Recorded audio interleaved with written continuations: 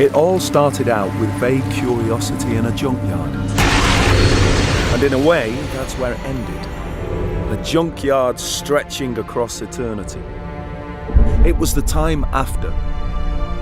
The universe we knew was gone. Two great forces had clashed together, and the rest of existence was left to rot in their wake. The waste and detritus of a billion worlds, wrecked, burned, and scattered across time. But some things survived. Some things always survive. Searching for hope, a reason to exist. Lost souls and lost warriors, looking to be found.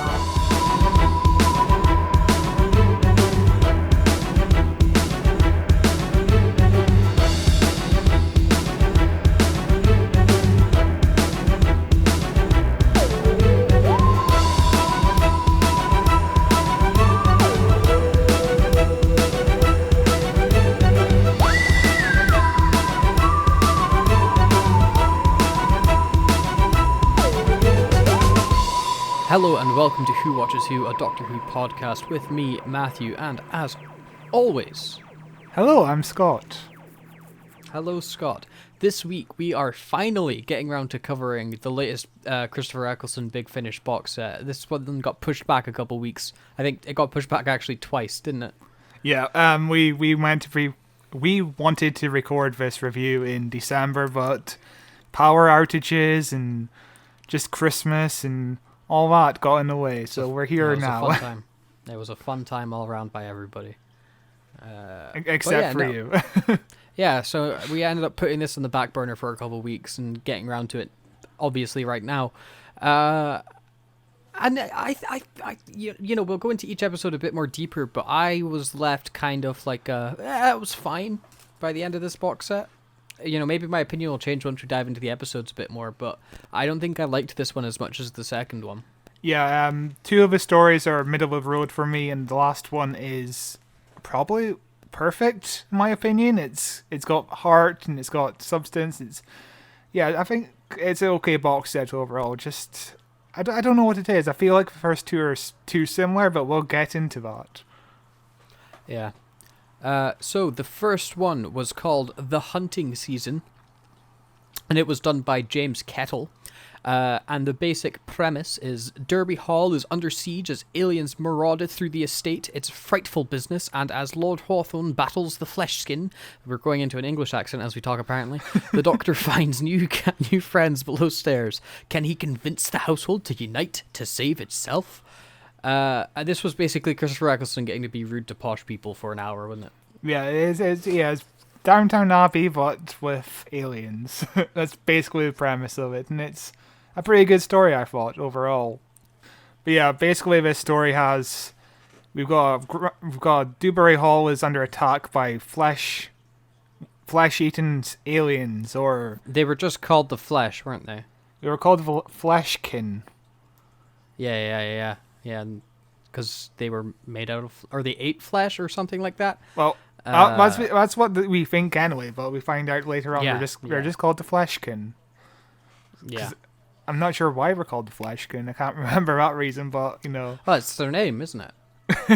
But why? Why are you called Scott?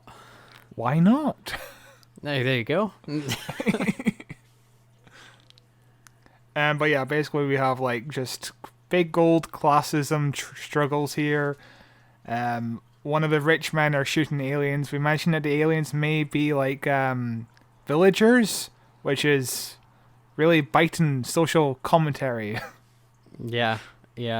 The Doctor ends up, when he comes out of his TARDIS, he realizes what year he's in. His paper, when he flashes his paper, he gets the rank of Brigadier because he's showing it to this posh lord dude.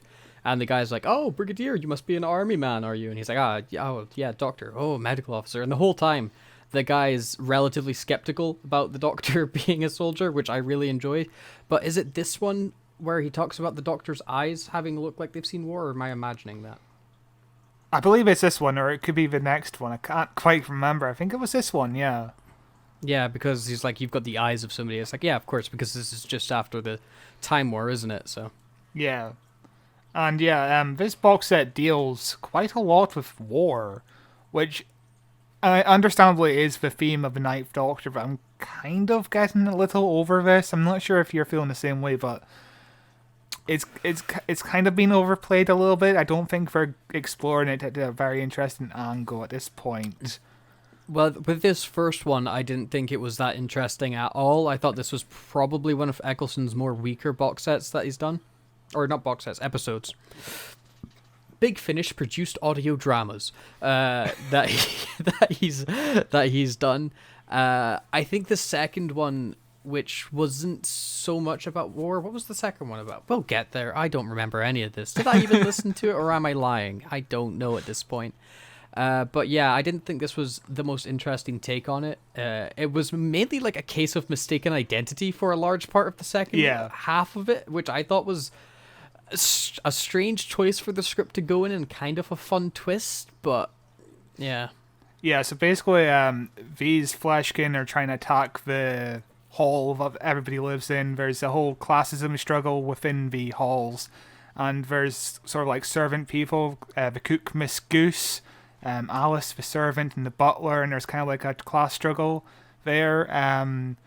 The butler is kind of on the same level, almost trying to get to the same level as the lord of the house, which is an interesting thing there, because there's a whole interesting angle there between the characters, I think. Yeah, I mean, I honestly, I don't remember the characters in this one. I don't think the characters were that memorable.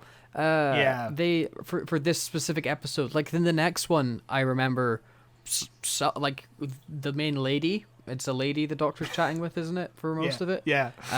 And then the third one is the Cyberman. I remember the Cyberman because they make a really good character out of that Cyberman. Yeah. But for this first one, it just kind of felt a run-of-the-mill, you don't really like saying it, but pretty forgettable episode. Yeah, I 100% where, like, agree. I finished listening to it and went, okay, what happened? It has its moments, but basically, at one point, the Doctor travels outside the estate and goes to where the Fleshkin are currently hiding out. They're currently in like an alleyway or something, and he talks to them, and it's a case of mistaken identity, as Matthew says. The Fleshkin think that the Lord of the Manor is basically like a general that destroyed their planet or something. And the Doctor's like, "Oh no!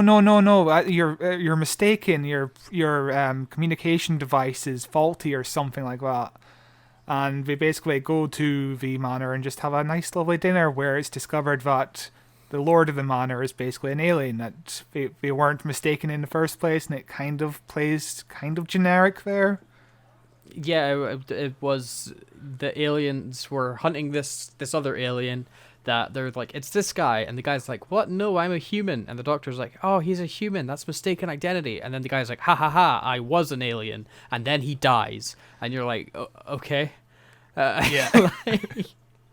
I think it's much more interesting if he just isn't the alien, and you have to somehow convince them that he isn't, and have big long, I go on about it all the time. I like big long discussions in Doctor Who. I don't like it that it's like, I'm not the alien. You're attacking an innocent person. Ha ha ha ha! I am the alien, and now I'm dead. Like, that's just, it's not appealing to me at all from a character or a villain standpoint. It just comes across relatively generic. Yeah, I think if the Lord of the House was just basically like a normal human, but he's too similar to what the General did in the war. Yeah, I think that'd be say he way did some more bad interesting. stuff in the say he did some bad stuff during. What year was this set in?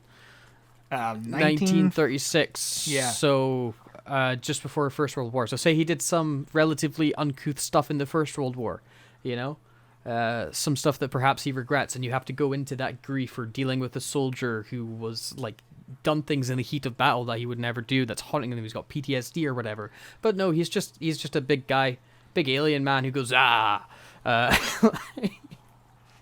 I do like some of the character work here with Miss Goose and Alice the servant, where Miss Goose is basically teaching Alice to read, and there's this whole bit where Goose reads a book and it's kind of cut along parallel to what the Doctor's doing, which is a really nice moment, and I think it really works. I don't think that bit confused me. Did it? Yeah, because I think I must have zoned out, and then the episode starts with the lady reading the book, paralleling. It's like the second half of, it's like part 2 of episode 1. Starts with her reading the book to the thing, and I was like, wait, this entire episode's been somebody telling a story? What? And like it threw me for a loop where I was like, what are they going on about? Why is there something narration? Well, maybe you just weren't paying attention, Matthew. Maybe you it's need very to pay more possible. attention. I was on the bus, so it's very possible. You're on the bus wondering, what the hell is that smell? as most people on the bus wonder. Just it usually just smells me. Yeah, I agree. But basically we find out that Alice wants to be a fashion designer or something, and at the very end of the episode the Doctor gives her basically like a golden ticket from Willy Wonka, basically saying, oh, you now work with what was the name again? It was Hartnell. The last name was Norman Hartnell. Norman Hartnell, and I was like, oh, is this a William Hartnell reference? And I looked it up. Turned out he was a real dude, and he kind of designed the costume, the wedding dress for Queen Elizabeth and the coronation dress. And I was like, oh, it's not a Doctor Who reference. And when I scrolled down the Wikipedia page, turns out he's the second cousin of William Hartnell, which is interesting. I wonder if it's a small world. I wonder if they realised that, or is it just a complete coincidence? Probably just a... I think they realised it, and they went, this is a fun history connection we can make. That'll make some random nerd go, ho ho, whoa, wait, that's the second cousin of William Hartnell. Yes, I'm that random nerd. Yeah, you don't choose the name Norman Hartnell without expecting somebody to do the research into finding out it's William Hartnell. Yeah. Like, it's a very specific choice done on purpose. But I kind of don't like this ending. Just giving basically Alice a ticket to be like, oh, now you work with more upper class people and you do stuff for them even more. It feels like it undercuts the theme of the episode about classism. Yeah, well, Scott, I'll do you one better. I don't remember this ending. And thought the episode itself was this one really didn't click with me, and if it didn't the reason I know it didn't click with me for sure is because I was not focusing when I was listening to it. I was zoning in and out. I was getting distracted by other stuff. The episode didn't suck me in like the next 2 episodes managed to suck me in. This one just was there. I was fairly invested in this episode, but it's kind of meandering. It kind of just doesn't really have too much of a point. It just kind of plays by its own rules. It doesn't really take any risks or anything. It's an average episode. But listening to William, I was about to call him William Hartnell. Listening to Peter Capaldi. No, oh my god, you'll get there. David Tennant, Matt Smith, listening Pete Davidson. Yeah. Listening to oh my god, I had it. Christopher Eccleston. There you go. Listening to Christopher Eccleston be rude to posh people was fun. I'm sure he had a lot of fun doing this. What do you mean? He loves the royals and posh. Oh folk. yeah, of course. Famous royalist, Christopher Eccleston. And do you want to talk about the second episode of this bunch? Yeah, move on to the second episode. The first episode was I would honestly, if somebody was getting this box set, I'd be like, skip it and go into episode 2 because it's way better. The second episode is called The Curse of Lady Macbeth by Lizzie Hopley. It's the TARDIS is drawn to Scotland again, to the troubled kingdom of Moray, and it's Queen Groch, or as the Doctor knows her better, Lady Macbeth. While some believe she is the cause of her people's woes, she may yet become their saviour. And you've written here, Groch is played by Niamh McIntosh. Like, I don't know who that is. Wow.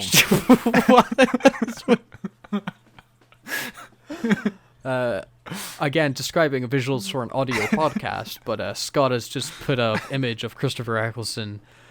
How would you describe this? Looking rather excitedly downwards with his chin pointed out? Well, I'm gonna share a picture of who this woman is, Neve McIntosh. She's been on Doctor Who before. Just look at the Google Docs and you'll see who exactly it is. It's Lady Vastra from. Oh, okay, nice. Yeah. That's cool. That's excellent. Lizard Lady. And she's she's naturally Scottish, which really works for this episode. I think she's a perfect choice for Lady Macbeth. I think she's wonderful in this episode. Yeah, I really liked this episode. I think this is probably the strongest because they've done a Scottish episode like every box set, or maybe just the first one. I think it was the second one that had the Scottish episode. Yeah. Yeah. But I liked when the Doctor came out and he realised it was Scotland. He was like, I might as well put tartan on the TARDIS for as much as you visit Scotland, which I really enjoyed. But I thought this was a really, really strong episode. Like, I really enjoyed all the Macbeth stuff and the Scottish accents left, right, and centre, and Christopher Eccleston not being able to go, ugh, without being like, oh, it hurts my throat. So I have a question for you. What's your general knowledge about Macbeth and just general history about all this and all that? I know the basic story-ish. I know you're not supposed to say the name Macbeth or the title of the play when you're in the theatre seeing it because it's bad luck. And it leads to one of my favorite lines in the musical Hamilton, because it's the curse of naming your play after the main character, because he's got a line where he's like, it's as if we're the cast of a Scottish play in which I shan't say the name, but they've cast me as Macbeth. I was like, that's so the downside to the play being called Macbeth, isn't it? Is you can't say you're the main character without saying the name Macbeth, which is a great play or great musical, Hamilton. But that just one line makes me laugh whenever I think of it. Yeah, I know nothing about Macbeth. I know hardly anything about Macbeth, other than Christopher Eccleston played Macbeth at one point. So, I thought you were Scottish, Scott. I don't know anything. I honestly don't know anything about the history of Scotland. I couldn't tell you anything. To be honest. It's worth looking into. We've got quite a good history. I just like Iron Brew, and that's all I care about. See, I'm not the biggest fan of Iron Brew. It's way too sweet. And you're ginger. Come on. I know. So I was worried going into this episode because I'm not much of a history buff. I don't know anything about the real Lady Macbeth. But I think this episode overall does a good job of making it accessible for people like myself. Dumbasses like myself. I think that's what Doctor Who usually does. Yeah, it's the sort of thing where it being Macbeth doesn't really matter too much. Like, if you were to strip away the Macbeth and the myth and whatever from it, it's basically just a plot line about any royal family where the person is vying for power by using marriage and killing people. Like, it's just Game of Thrones, but in Scotland, isn't it? Like, because that's the whole main plot of this, is it's about Lady Macbeth's son. And, like, she's got, like, all 6 of her kids, which was a bit that I found really strange at the end. But, and, you know, her husband died, and she's now married to Macbeth, who apparently killed her husband before, but he swore that he never killed him. It was a really good episode. I really liked this episode. Anyway. Yeah, we find out that, again, the murder happened because of an alien played by... Yeah, it's another alien did the murder. Her dad is the alien, which was the dad wasn't so much the alien, but more like possessed or so by the alien, because he was so full of hate that the alien was like, oh, this gives me strength. Yes, excellent. Go kill these people. But it's because he was so full of anger and hatred. Yeah, but it's 2 episodes in a row where basically the twist is, oh, the dad all along was an alien, and it's kind of weird, I think. Yeah, but this one had 6 babies in a space cocoon. Yeah. So basically, babies keep on turning up on Lady Macbeth's doorstep without a nose or a mouth, and it's kind of like creepy, distorted human. She's freaked out. She takes care of him, which is a good touch, because I think it's the message of this one is basically make love, not war. Just be nice to people and all that. Mm-hmm. Yeah, they also talk about her like having several miscarriages or losing the child after birth, which are the like ones that she collects at the end, like trophies for winning the boss fight. That's a morbid thought. Yeah, what else happens in this episode? Basically, the son Lulek is a mute, which I'm not. I'm not gonna go on the extra accent there. You've got to. That's but how you pronounce Lulek is a mute. Lulek. I just peaked so hard. Well, Lulek is a mute. Do you know if he's a mute in real life? Because I kept on googling this, but they say nothing about him being a mute. I'm not familiar enough with Macbeth to know Lulek as a character, so no Fair. idea. But basically, Lulek paints the walls with the dreams he has, the visions he has, and he's mute. It turns out he's mute because he just cannot describe what he's seeing, which is really grim. Yeah, so they go to like some village or whatever, and a bunch of relatively pointless stuff happens. It's just establishing that there's issues with the people, as the changelings, as we were saying before, and people not trusting the doctor and thinking that he's some sort of witch coming in with his... I remember the blue TARDIS being very important about it, because the Vision saw something blue, and that was the monster or whatever, and they were like, oh my god, the doctor, you're bringing a part of the curse. And he uses the TARDIS to project the thoughts of Lulek outward, and it goes completely wrong. And that's when the big creature starts coming, isn't it? And the doctor's like, oh my god, I'm actually responsible for bringing out the monster in this episode. Which I thought was a fun twist, where the doctor's holds some responsibility for things going slightly wrong. Yeah, and I think just the idea of Doctor doing something wrong is really nice. It paints a flaw to him. Mm-hmm. The whole time, it's interesting with this one, because normally with Doctor Who, I like the sci-fi elements more than I like the old-timey history elements that they do. Yeah. I prefer the episode set in the future rather than the episode set in the past. But for this one, when it was set, because obviously it's set in the past with Macbeth, or maybe it's the future. No, it's the past. And they were like,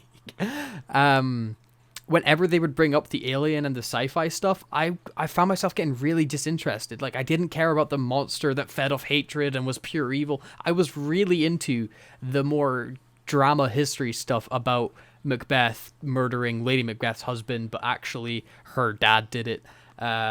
And he did it because he was full of all this hatred and stuff to try and get her closer to the throne and keep her strong and powerful, because he himself is this weak dude who's got nowhere to go since the wars are done, and he's just this grizzled old angry dude that doesn't fit in the world anymore. I thought was way more interesting than there's a giant hate alien going rawr.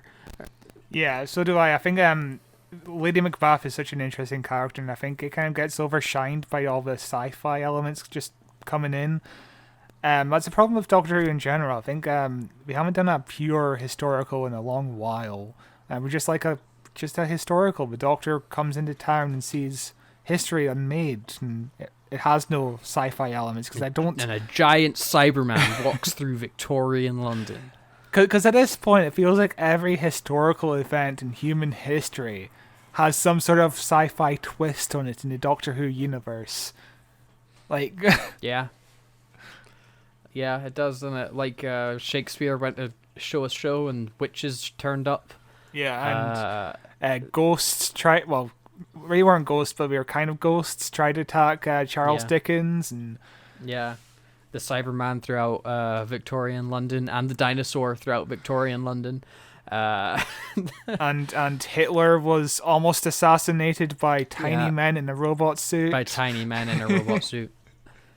All real life things that happened. Of course, yeah.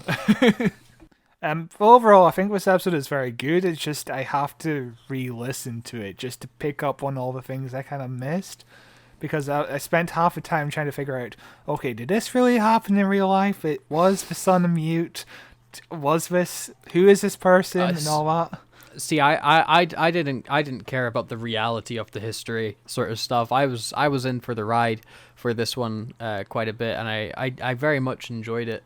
Although again, I preferred the more talky parts rather than the more actiony parts. When it comes to the audio dramas, I just get lost. I get lost in the environment when people are moving around doing stuff. Just sit everybody down and let them chat, and then I can be able to focus on what's going on.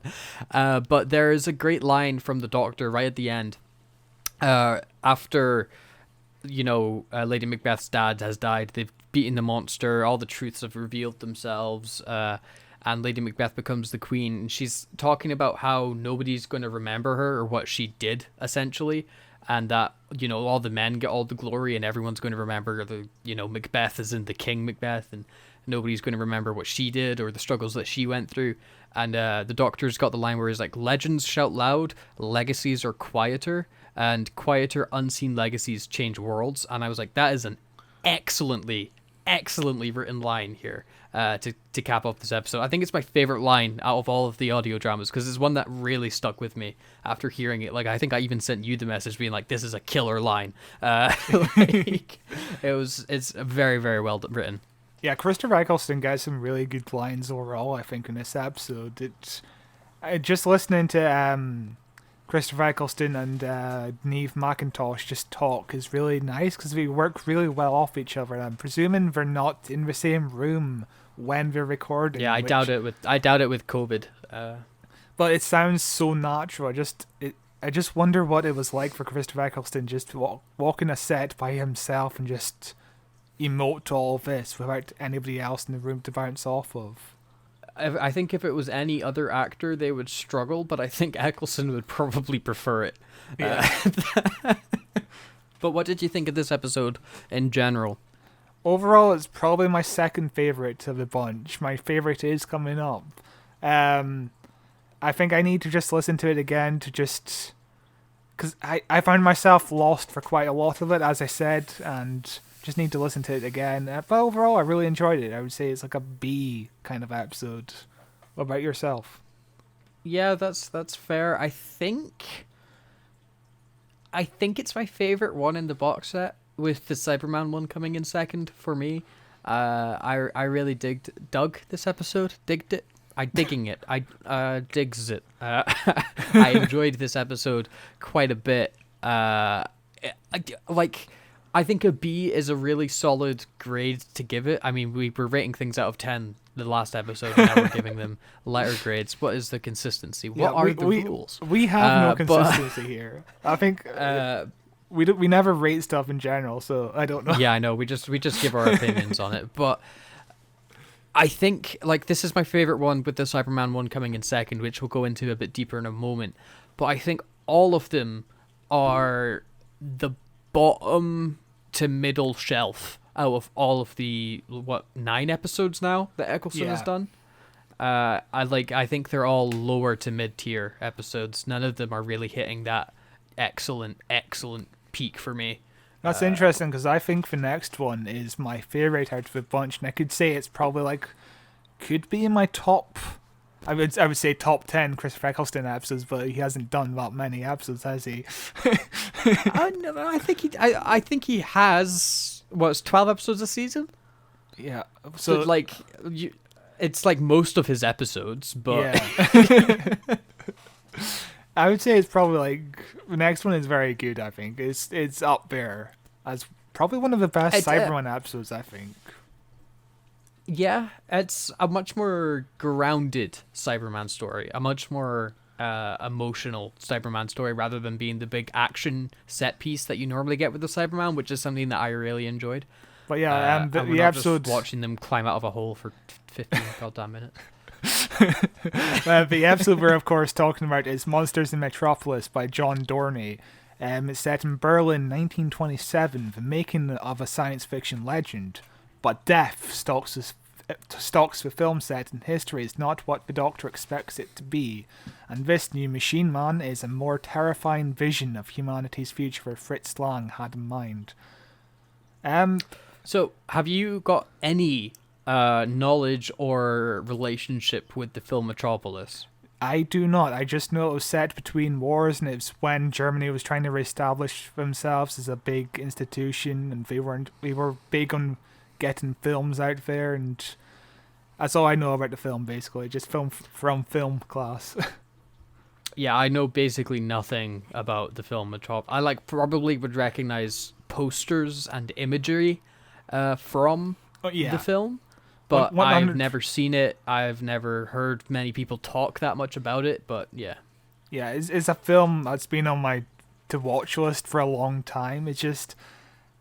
silent films are kind of like a big barrier to get through. It's like 2.5 hours long, silent film. It's kind of difficult to get into. It depends for me, because there's I guess it depends on how silent it is. Is it like silent, like dead silent, or is there going to be a soundtrack? Because there's a Russian film from around the same time period, actually, called Man with a Movie Camera, which is a documentary of sorts where it's just a guy going around Moscow filming stuff that's like day-to-day life of early 20th century Moscow. But the editing in it is so insane.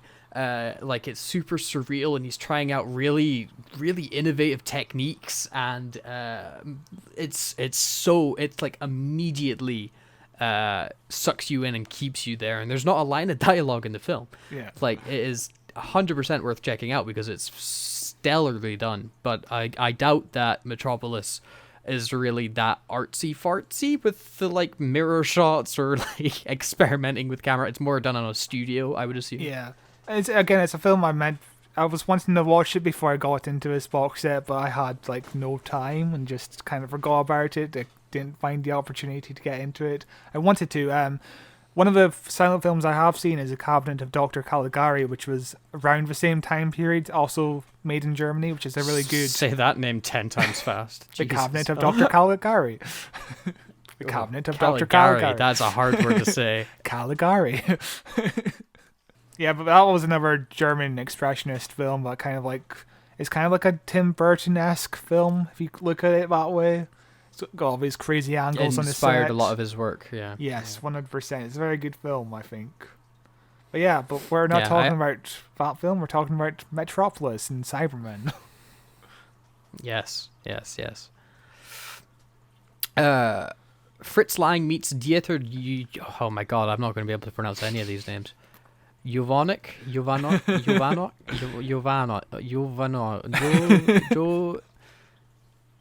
Yeah, Jova, just say Dieter. It's amazed by his robotic work. And then you've written, oh no, Cyberboys! The Doctor comes in, he meets Anna, she shows him around. The Doctor's fanboying around about classic cinema for about half the episode. Yeah, it's really confusing to me, because the Doctor has never really expressed his love for cinema before. Like, how often does the Doctor talk about... Quite often the Doctor finds, like, films and that boring. Yeah.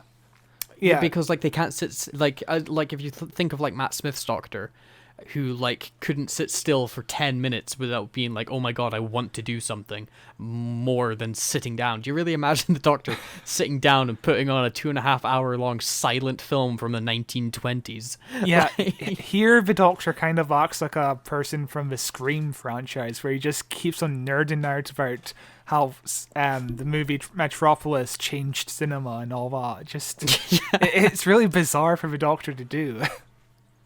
Yeah, well, if there's one thing we know, it's that John Dorney loves the film Metropolis. Oh yeah, I wonder. It just feels like John Dorney. He's just written himself in as the Doctor for the first part. Yeah, 100%. Also, the Doctor keeps on mentioning stuff like, oh, Star Wars, Star Trek to this Anna person, but she's from 1927. She doesn't know what any of this is, and I know. all of it is lost on her. I did like the line where he told her what home cinema is, and then she uses that to describe a situation later on. He's like, yes, and we're gonna forget those words. Oh yeah, the Doctor just changes history in this episode. Like he straight up tells a Jewish person to leave Germany before the war starts. Yeah. Yeah. But oh well. The star of the movie is being replaced by some dude called Olaf. Olaf and Fritz trade insults. The Doctor goes to see a machine man. Uh-oh, it's the Cyberman. Get back. The Doctor sonics the Cyberman. And then the witch gets him getting kicked out of set, and he has to find his new way back in. And then the Cyberman begs Dieter to not leave him alone because he's in extreme amounts of pain, which is a very interesting take on the Cyberman, isn't it? Yeah, here I wrote poor wee guy is in pain because I was like, oh no, the Cyberman is in pain. But I thought just, oh, it's an act, isn't it? It's the Cyberman is just faking it. Dieter is just controlling the situation, but no, the Cyberman was in pain, and turns out the Cyberman is a good boy. Or a girl, maybe. Who knows? Cyberman.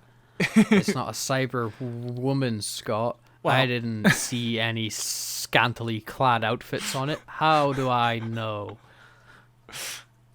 But yeah, this whole Cyberman angle where the Cyberman is kind of like almost converted but not quite is really interesting. I don't think the show has ever explored it to this level before. I think you're forgetting the great episode with James Corden. Oh, for God's sake. Where he gets turned into a Cyberman, but the power of love is what allows him to defeat his cyber shackles, and he gets reunited with his baby boy. An all-time great episode. Written by a massive transphobic person. Wonderful. I think it was anyway. That's quite a statement to make without knowing. Let's find out. Closing What time. was that episode called? Closing time. Gareth Robert. Give me a song. Yeah. Closing time. Written by Gareth Roberts and Stephen he's Moffat. massively transphobic. Gareth Roberts. Gareth Roberts, the guy that wrote a bunch of Emmerdale scripts. Yeah, big. Oh, let's see. Wikipedia page has got a tab called Transgender Controversy. Yep. So, Yep. could probably take a pretty fair guess at saying he's a bit of a horrible transphobe. 100%. But he also Screw that guy. wrote that Shakespeare episode which mentions J.K. Rowling quite a bit, which is yikes. Yeah. That's good. That's good. So Dieter tells the Doctor that he wants to explain himself. He found the Cyberman at the scrapyard and says the Cyberman has evolved. And he says the Cyberman now has an identity and it follows his commands, which is, again, something that you think Dieter is a good guy and this is all what he thinks. He's processing it as the Cyberman can't be bad and all that, but it turns out the Dieter is controlling him and causing it to be evil. Oh, spoilers. Spoilers. Jeez. The Doctor basically agrees to letting the Cyberman stay on set as long as the Doctor himself can stay on set and, make sure the Cyberman doesn't commit mass murder. There was this whole almost side plot where the Doctor is going to dress in a fancy outfit to disguise himself on set, which is like a Laurel and Hardy's comedy skit, isn't it? Just the Doctor dressed up on set just to disguise himself. But it gets dropped immediately as the main actor of the piece gets murdered by Cyberman. And then the Doctor stabs the Cyberman with a gold pen, didn't he? Yeah, he does. Like, ha ha ha, I'm going to just straight up stab you. the classic allergy to gold, but I never really found it interesting in the classic era, because it's like, why doesn't the Doctor just carry around gold all the time? Like, you never know when a Cyberman is going to attack him. Why doesn't he stab more Cybermen? Because it seems to work quite well. Why doesn't he stab more aliens? Slovene stab. Done. Problem solved. Stab it with a vinegar Sontaran pen. stab. What? a vinegar pen. Just a pen. Oh, okay. With vinegar instead of ink. Your connection cut off. on the first half of the word vinegar, and I was like, what? But what did you hear? Did you hear I didn't something hear anything naughty? good. I didn't hear anything good, that's for sure. Where are we on these notes? Oh my god. Oh yeah, but I think the soundtrack in this episode is great. Like the metallic Cyberman theme really works to build tension. Yeah, it's I can't say I really noticed it. I don't think I noticed any of the soundtracks really in any of the audio dramas this time around. But I'm glad you enjoyed it. Cyberman is in the sewer. So the Doctor and Dieter track down where the Cyberman's gone, and they find him in the sewers, where he's crying and being like he wants to go home. Oh no. Oh, and then the Doctor stabs him. No, he doesn't. Then you've written in all caps, Dieter orders it to kill the Doctor. Oh my god. Yeah, What happened, Scott? I was Did he expecting die? the Doctor to die. Oh my god. But yeah, just Well, what happened? Did he we die? yeah, he died. That's the end of Doctor Who. He never turned into a Oh, woman. it was the last episode. Yes. But yeah, this whole twist where Dieter is the villain was really interesting. I never saw it coming. Did you see it coming? I didn't. I didn't so much see it. Well, it depends, really. I kind of went in knowing this episode was about a Cyberman with feelings because you had spoken a little bit about it being about a Cyberman with feelings. So I was like, okay, so this is going to be more of a less actiony, more grounded, and the Cyberman's more of a good guy. I didn't expect Dieter to be the bad guy per se, but I knew it wasn't the Cyberman so much. Yeah. I when I went into it, you spoiled it for me. I didn't mean to spoil it. But when I went into it, I just thought it was going to be a normal Cyberman story where the Cyberman goes loose on set and the Doctor tries to stop it. But this twist really adds a whole new dynamic on it. Like, again, we haven't seen a Cyberman turn good before, and it's really interesting to just explore what the Cyberman wants. We basically go on later on to basically... we basically find out that Dieter was controlling the Cyberman because he does not like the message of peace that the movie offers, and he wants the whole production to be shut down because he does not agree with that message, which again is a whole message of the war because he was angry at Germany being weaker because after the war the whole country was in a state of depression and just poverty. Yeah, well, if you know a little bit about World War One history, at the end of the war, basically all the Allies, when it was Germany's fault, they can pay for everything, goodbye, and left Germany with every country's war debts, which is why their economy ended up crashing and tanking and everybody went into poverty and couldn't afford anything, and why you see those pictures of people walking around with giant wheelbarrows full of money because their economy was worth absolutely nothing. It's because all the other countries went, it was your fault, bye, and screwed them over, which is, one of the reasons why Dieter's like, no, we must get revenge, and was, one of the leading factors into World War II. Yes, World War II is kind of mentioned in this episode. One of my questions is, how does Dieter... It seems like Dieter knows that this movie will become influential. It's like, he kind of knows what the movie's message is about and all that, and it doesn't really add up, because... Yeah. Because when you're applying for a film in like the prop department, you don't quite know what the message of the film is. You don't really get a look at the script. Maybe I figured out. Maybe Dieter is secretly a part of those time traveling Nazis that we saw in the episode with Rosa Parks, and he's just traveled back to the 1920s or the 1930s, sorry, to stop this film getting made or change the meaning of this film to encourage their manifesto and their propaganda. I don't quite buy it because it doesn't really add up to the episode, but that's a good headcanon. Well, it gives those time-traveling Nazis something to do other than vanishing into thin air, like what they did at the end of Rosa Parks. But it is really weird that he somehow found a Cyberman and thought, oh, this is a perfect opportunity to ruin a film set.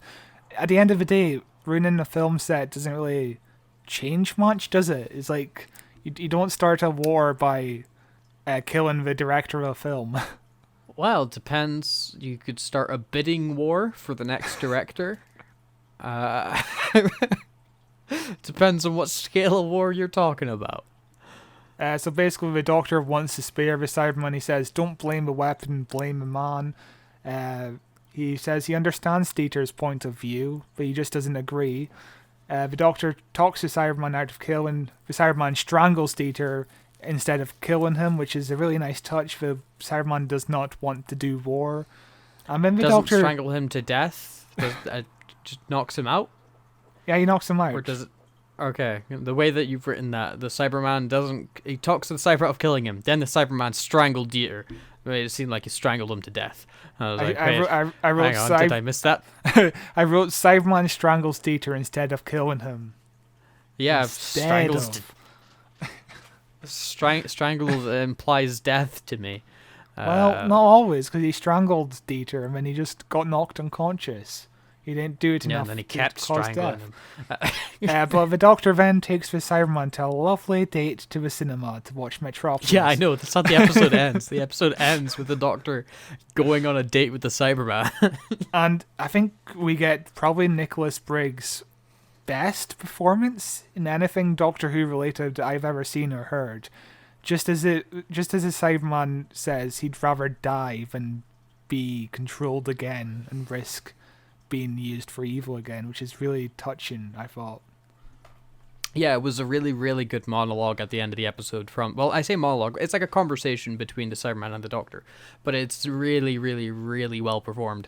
And is a part of the episode where I was like, oh, wait, crap, hang on, this sucked me back in. Because the Doctor going on a date, I was like, okay, this is getting a bit silly. I don't need to listen to this bit. But then it does suck you back in. And two things I thought about with this episode is, when the Doctor goes to the Space Museum in Dalek and he sees all these enemies, he sees the hand of a Slovene, he sees the head of a Cyberman, he goes, it's an old friend or an enemy. My new headcanon is that he thinks of this Cyberman when he says old friend.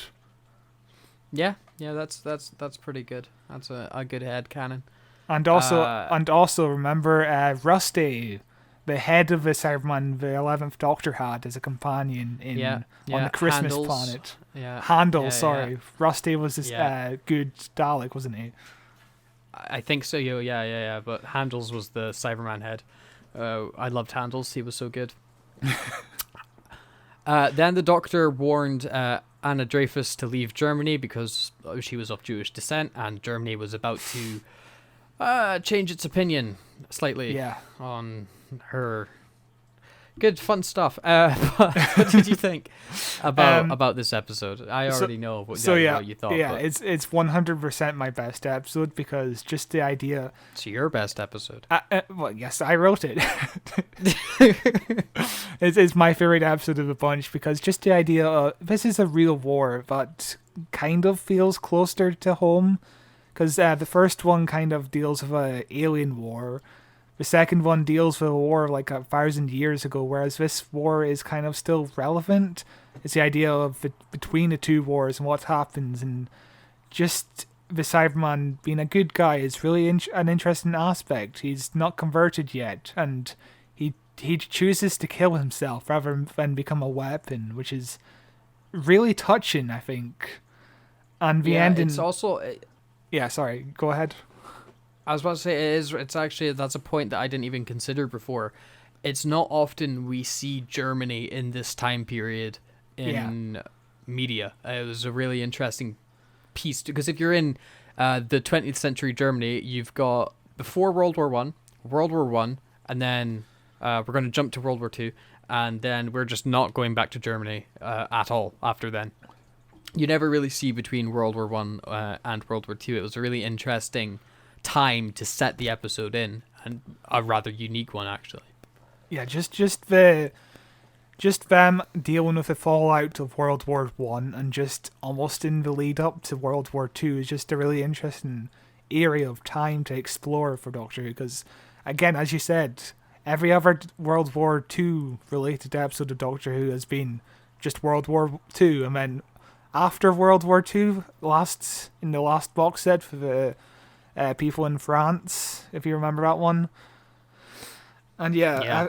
this one's totally interesting, and I like this inclusion. It's a really interesting twist on the Cyberman, and it's the Dalek of the Cyberman episodes. It's a perfect Christopher Eccleston's Cyberman story. Sorry.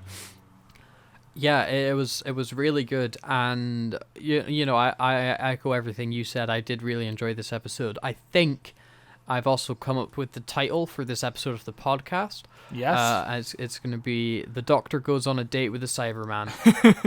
Yes, it's wonderful. Because he does. He goes on a wee date, and he doesn't give him popcorn. He really does. I love. And yeah, I would love to see this episode as like a proper episode of a TV series. I think it would be really interesting just to look at, just to see how they replicate all the sets of Metropolis and just seeing a good Cyberman for once. It'd be interesting stuff. Yeah, it would be very cool to see this one visually, but tough not happening because Eccleston's never coming back to TV. You just got to imagine it. But if he does more episodes like this one, I'm happy that he never returns to TV, because I think the audio format kind of allows for more risks. Because in the TV show, you just have to kind of follow basic rules every time. Whereas here, you're allowed to take more risks.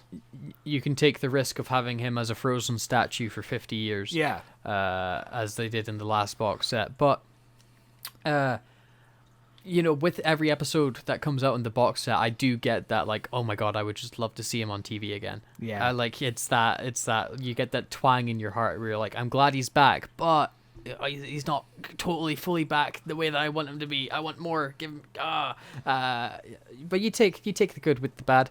But what did you think about this box set in total, now that we've gone through everything again? I think this box set is in the middle of the three. The first one is probably the worst, whereas this one is in the middle, and the second one is the best one, because I think the second one had more consistency, in my opinion. But I think this one has the best episode of the bunch, just with the Cyberman episode, so I think I'll just keep on listening to that Cyberman episode, because I really, really love it, and I've resonated with the themes and the emotions. Yourself? Yeah, I think it was definitely the middle child of these three box sets that we've got. I think my favorite episode is still in that second box set. I don't remember the specifics of it, but it's the one where they're all talking about grief for like the entire episode. Yes. I think that's my favorite one that they've done. Because I like the sit down talky ones, which this one has a bit off, but it still does have that, let's go parading around a film set, look at all this stuff, but we're in an audio drama, I can't see all this stuff, I just want to hear you chat.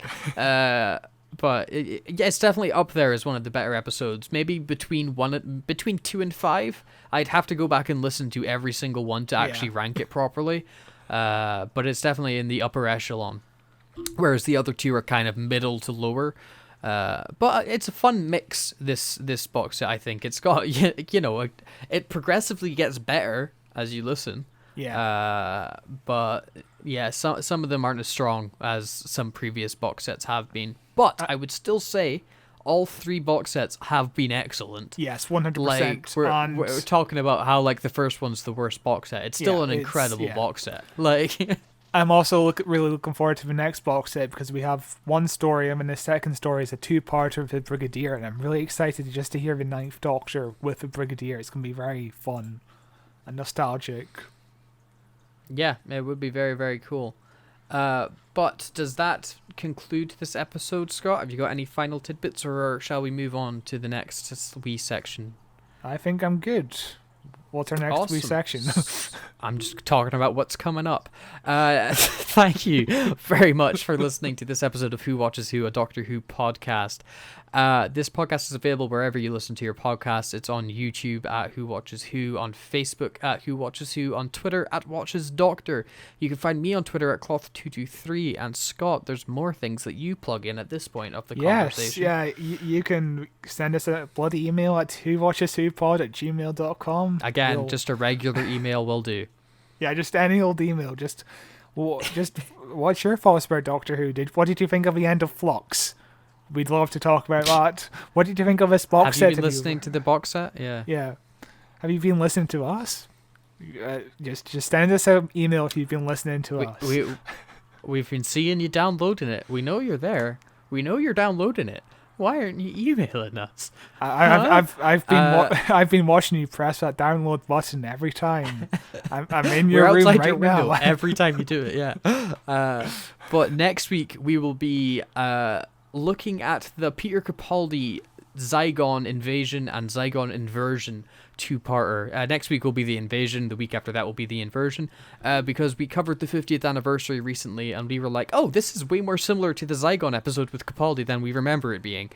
So we're going to revisit this Capaldi Zygon episode and see how much it holds up with the 50th anniversary still very fresh in our minds, because I remember this being Capaldi's turning point. This is where he became the Doctor for me.